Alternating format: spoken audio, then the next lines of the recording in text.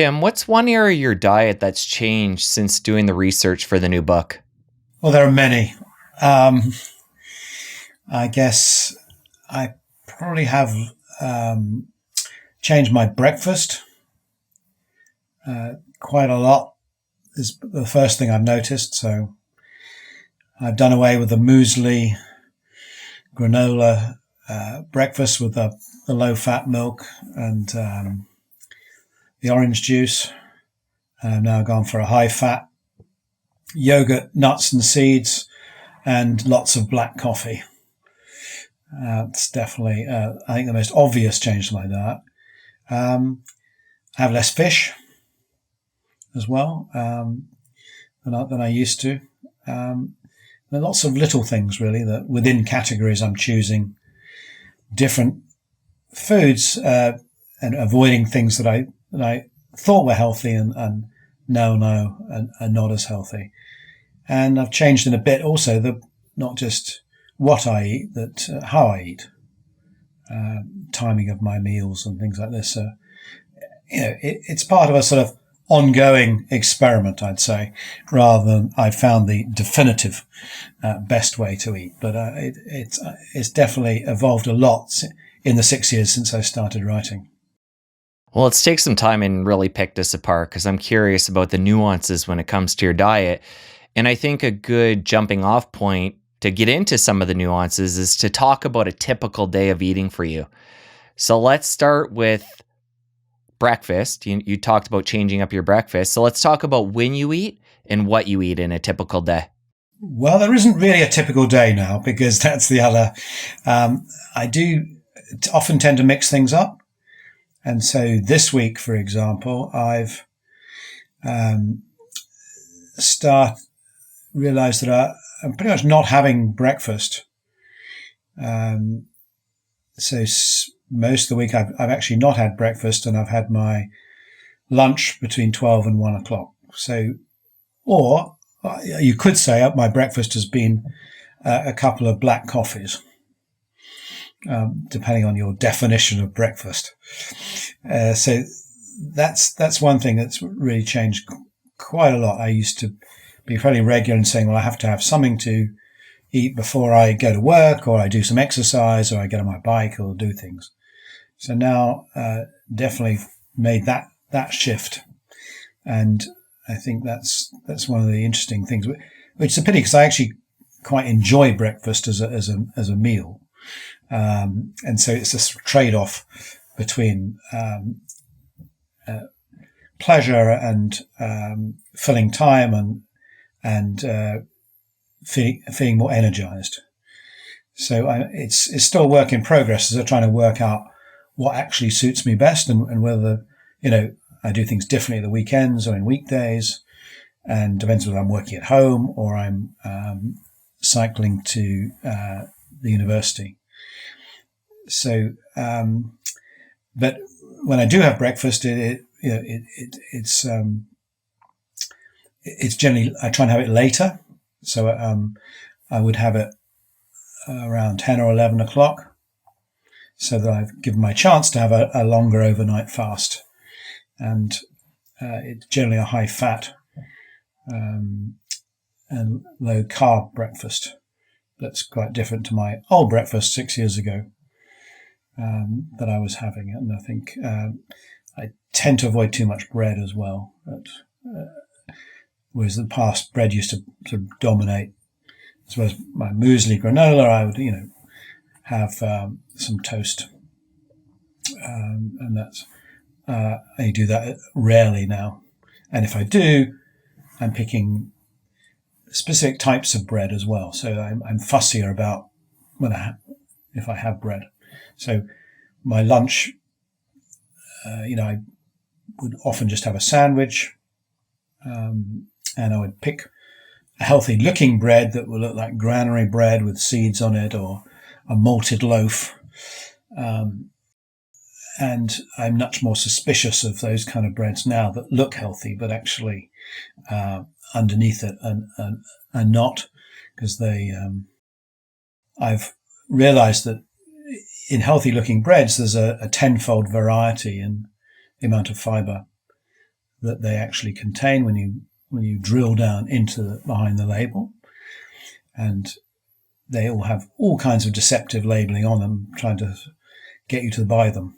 Names like wheat germ and whole grains and things that are actually pretty meaningless, but all make you try and make you believe that is the wholesome thing to eat. But in the end of the day, if there is a label, and a lot of them don't have to have labels on bread, particularly if it's made from frozen in the shop, I've learned to look at the fiber carb ratio of breads, and in the book I actually went to the detail of logging them all out and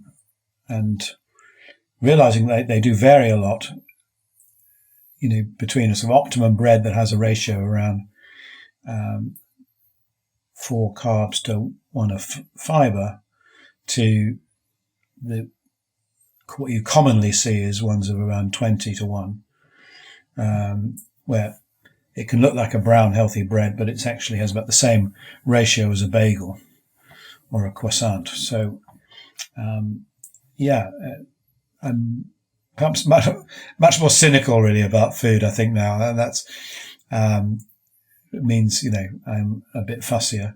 And the way to get your own bread is obviously to make your own. Is undoubtedly the way you know exactly what goes into it is to make it yourself at home. And I've started doing that since writing the book. So I make my own sourdough, and I tend to have it with a decent proportion of rye, which of all the grains tends to be the one that has the greatest amount of fiber, is best for my gut health, and gives me the lowest sugar peaks.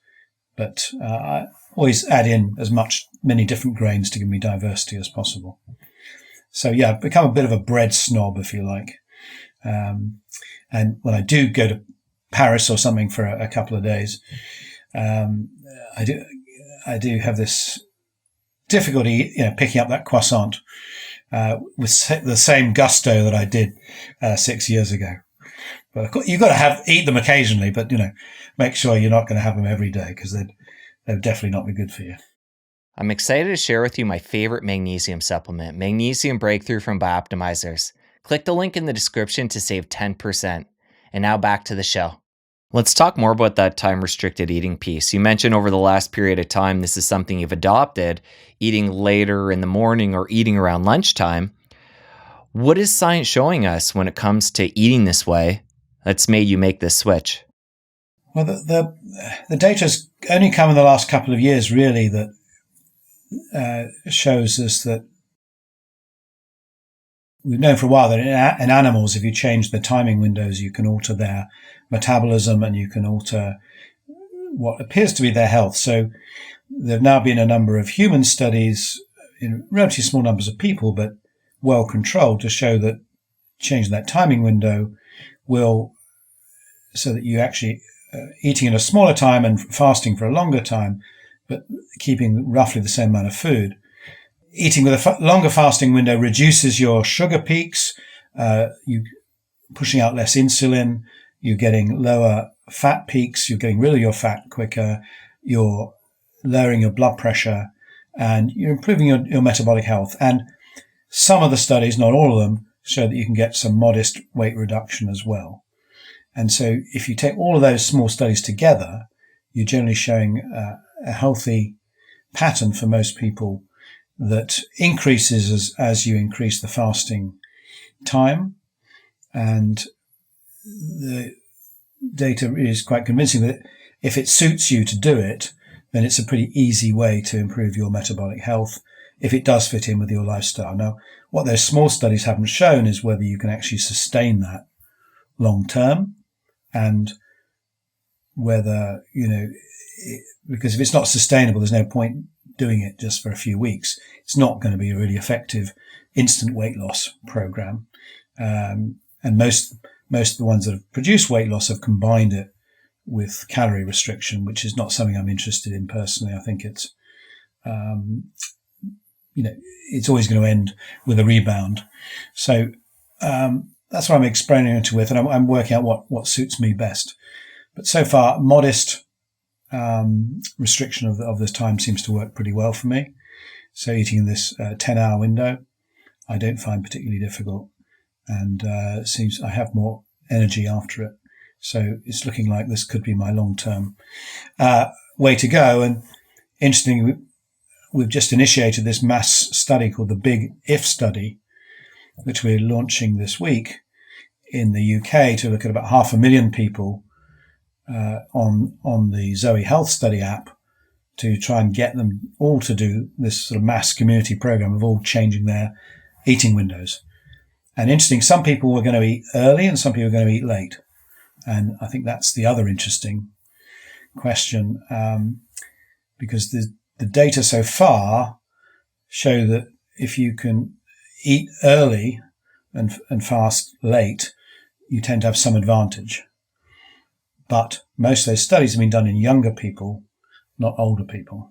So we don't know whether that applies to women or people aged over 50, or people going through the menopause, etc. And so that's really what we're trying to find out. And I think the practicality, sorting out how you do this for your life long term, is much more important than some minor metabolic gain that would be impossible to sustain. So if you told me I couldn't eat after 4 p.m., I would not be able to adhere to that diet. It wouldn't fit in with my social life.